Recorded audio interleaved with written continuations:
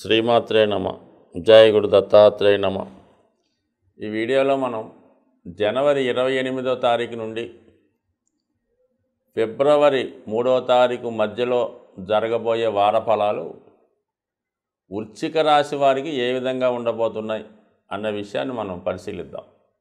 మరి ఈ రాశి వారికి ఈ వార ప్రారంభంలో ఒక అద్భుతమైనటువంటి ధనయోగంతో ప్రారంభమైంది.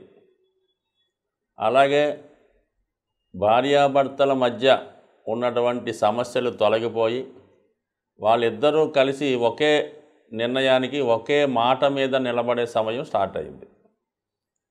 ఒక విధంగా మరి వృశ్చిక రాశికి అధిపతి అయినటువంటి కుజుడు ధనస్థానంలో సంచరిస్తున్నాడు. ఒక విధంగా 6వ స్థానాధిపతి కూడా ఉండడం వల్ల కొంతవరకు జాతకుడు కుటుంబ సంబంధించిన విషయాల్లో తన ఆధిపత్యాన్ని సాధించడం జరుగుతుంది. అలాగే కుటుంబ విషయాల్లో శ్రద్ధ తీసుకొని కుటుంబంలో ఉన్నటువంటి సమస్యల్ని పరిష్కరించే ప్రయత్నం కూడా చేస్తూ ఉంటాడు. ఈ సందర్భంలో జాతకుడు ఉన్నది ఉన్నట్టు యథార్థంగా మాట్లాడడం వల్ల లేదా పౌరుషంగా మాట్లాడడం వల్ల కొంతమంది కుటుంబ సభ్యులు హర్ట్ అయ్యే అవకాశం ఉన్నది.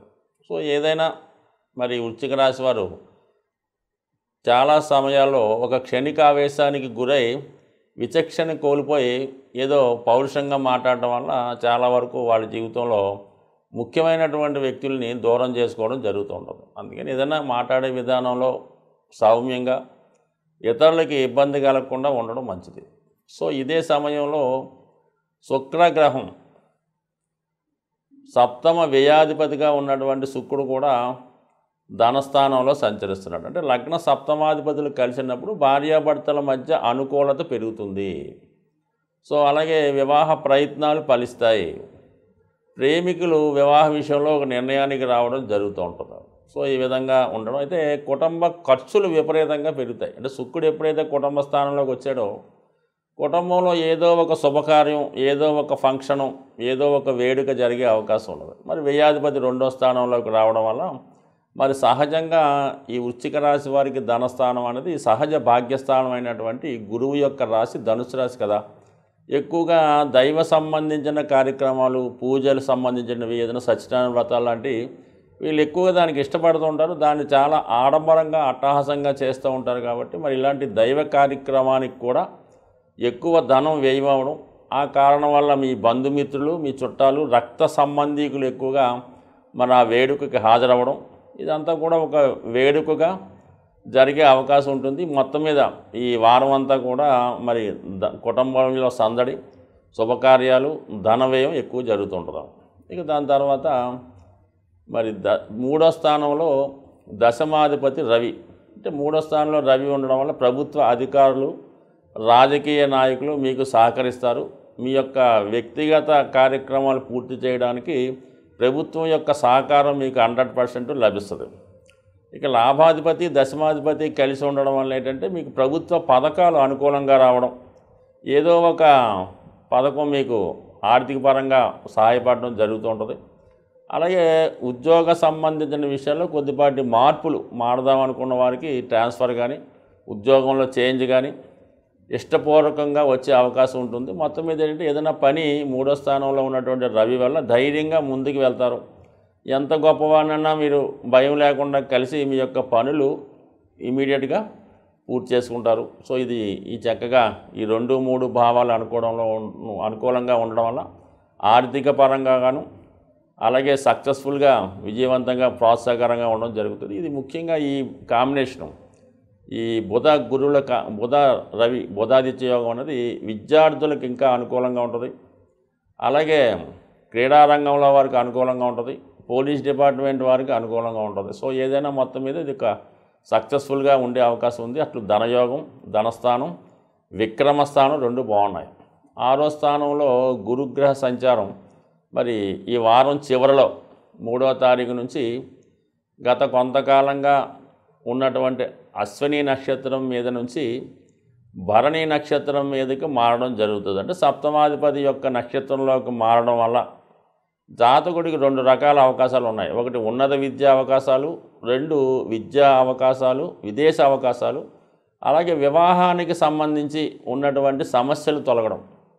ధనకారకుడైనటువంటి గురువు సప్తమాధిపతి అయినటువంటి శుక్రగ్రహ నక్షత్రం మీద సంచరించడం వల్ల కుటుంబంలో ఉన్నటువంటి కలతలు, ముఖ్యంగా భార్యాభర్తల మధ్య ఉన్నటువంటి విభేదాలు తొలగడం జరుగుతుంది. మీ జీవిత భాగస్వామి యొక్క హోదా పెరుగుతుంది. ఇది ముఖ్యంగా వృశ్చిక రాశిలో ఉన్నటువంటి స్త్రీలకి మరి ఫిబ్రవరి 3 తర్వాత అటు ఉద్యోగ సంబంధించిన విషయాల్లో కానీ, వివాహ సంబంధించిన విషయాల్లో కానీ, కుటుంబ విషయాల్లో కానీ అనుకూలత ఏర్పడుతుంది. వాళ్ళ యొక్క జీవన విధానంలో కానీ, వాళ్ళ యొక్క దైనందిన జీవితంలో కూడా చక్కని అభివృద్ధి ఈ వారంలో ఈ రాశి వారికి రావడం జరుగుతుంది. సో ఏదైనా కేతువు లాభస్థానంలో ఉండడం, విఘ్నేశ్వరుని యొక్క అనుగ్రహం మరింత ఎక్కువగా ఈ రాశివారు కావాలనుకుంటే మరి ఇదే వారం 29వ తారీఖు జనవరి నెలలో వస్తున్నటువంటి సంకటహర చతుర్థి రోజు విఘ్నేశ్వరుడికి హోమం కానీ అభిషేకం కానీ చేసుకోవడం వల్ల చిన్న చిన్న సమస్యలు ఉంటే వాటి నుంచి బయటపడి ఈ జాతకులు విజయవంతంగా ఈ వారం సక్సెస్ఫుల్గా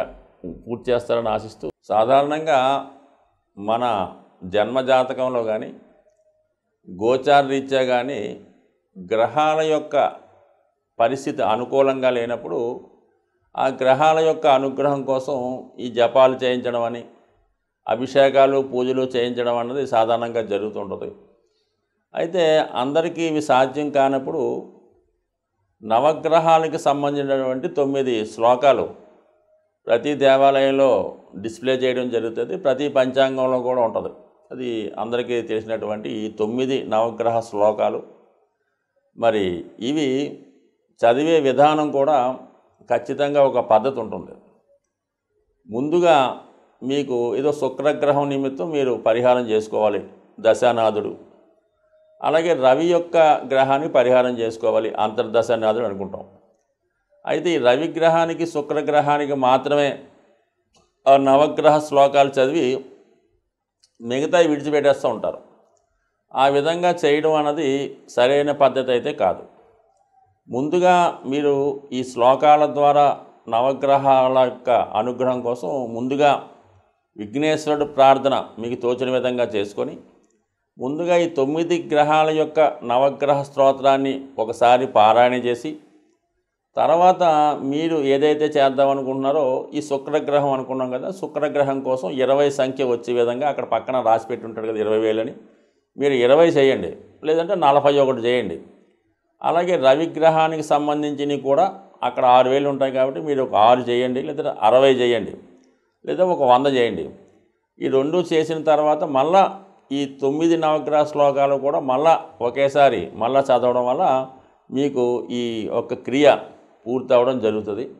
అయితే ఈ సులువుగా ఉన్నప్పుడు కూడా ఈ నవగ్రహ శ్లోకాలు మీరు ప్రారంభించే ముందు అది బాగా చదవగలిగినటువంటి ఒక గురువు ద్వారా, అంటే ఆ దేవాలయంలో ఉన్నటువంటి పూజారి అవ్వచ్చు, లేదంటే ఇంకొక పండితుడు ద్వారా మీరు ఈ నవగ్రహ శ్లోకాల్ని చదవడం నేర్చుకోవడం వల్ల దాని ఫలితం ఎక్కువగా ఉంటుంది. అంటే ఎందుకు ఈ విధంగా గురుముఖంగా ఉపదేశం తీసుకుంటారంటే, ఆ గురువు ఈ నవగ్రహ శ్లోకాల్ని 1,00,000 సార్లు జపం చేసి ఉండొచ్చు. అతను మీకు ఈ శ్లోకాల్ని బోధించడం వల్ల లేదంటే వివరించడం వల్ల అతను చేసిన ఫలితం, అంటే అతను 1,00,000 చదివిన ఫలితం కూడా మీకు రావడం జరుగుతుంది. అక్కడ నుంచి మీకు అవి కౌంట్ అవుతూ ఉంటాయి అన్నమాట. అందుకని ఏదన్నా ఒక శ్లోకాన్ని కానీ ఒక ప్రార్థన కానీ గురుముఖంగా తెలుసుకోవాలని చెప్తూ ఉంటారు. అంటే గురుముఖంగా తెలుసుకోవడం వల్ల అతని యొక్క ఫలితం కూడా మీకు రావడం జరుగుతుంది. కాబట్టి ఆ విధంగా మీరు తొందరగా మీరు ఆ యొక్క కార్యాన్ని పూర్తి చేసుకునే ఫలితం రావడం జరుగుతుంది. కాబట్టి ఏదైనా సాధ్యమైనంత వరకు ఒక గురుముఖం ద్వారా తెచ్చుకొని ఈ నవగ్రహ శ్లోకాలు, దీన్ని మించింది అసలు ఏది కూడా కలిసి రాదు. మీరు ఎంత వేల లక్షలు పెట్టి ఏం పూజలు చేసినా దాన ధర్మాలు చేసినా కేవలం ఈ నవగ్రహ శ్లోకాలు ప్రతిరోజు పఠించడం వల్ల, కేవలం సూర్య నమస్కారం చేసుకున్నప్పుడు ఈ 9 చదువుకుంటే మీకు ఏ గ్రహం యొక్క ప్రభావం కూడా ఎప్పుడు కూడా ఇబ్బంది కలగదు. ఎటువంటి చికాకైనా మీకు చాలా శీఘ్రంగా పరిష్కారం అయ్యే అవకాశం ఉంటుంది. స్వస్తి.